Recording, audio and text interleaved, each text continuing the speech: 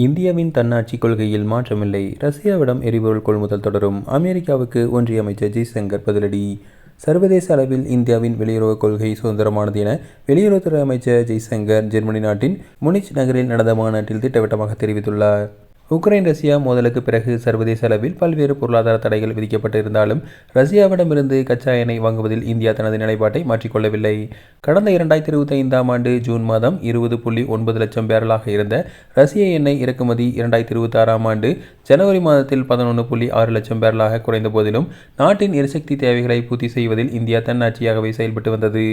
இந்த நிலையில் ஜெர்மனி நாட்டின் முனிச் நகரில் நேற்று நடைபெற்ற 62வது பாதுகாப்பு மாநாட்டில் வெளியுறவுத்துறை அமைச்சர் ஜெய்சங்கர் கலந்து கொண்டார்.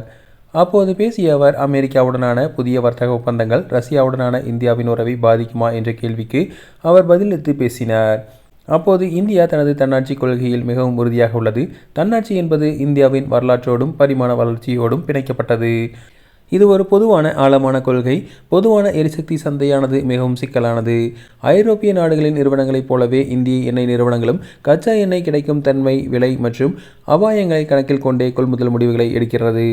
நாங்கள் எடுக்கும் சில முடிவுகள் மற்றவர்களின் சிந்தனைக்கு ஏற்ப இருக்காது.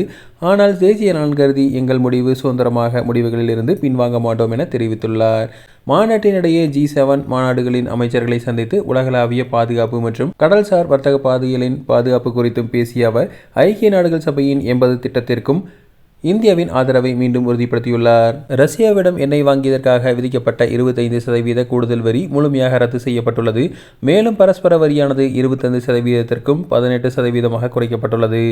இந்த ஒப்பந்தத்தின்படி இந்தியா அடுத்த 5 ஆண்டுகளில் அமெரிக்காவிலிருந்து $500 பில்லியன் மதிப்பிலான பொருட்களை இறக்குமதி செய்யவும் அமெரிக்காவின் எரிசக்தி தேவைகளை பயன்படுத்தவும் ஒப்புக்கொண்டுள்ளது. இந்த நிலையில் முனிச்சில் வெளியுறவுத்துறை அமைச்சர் ஜெய்சங்கர் ரஷ்யாவிடம் எரிபொருள் கொள்முதல் தொடரும் என இந்தியாவின் தன்னாட்சி கொள்கையில் மாற்றமில்லை என்றும் கூறியிருப்பது பெரும் பரபரப்பை ஏற்படுத்தியுள்ளது.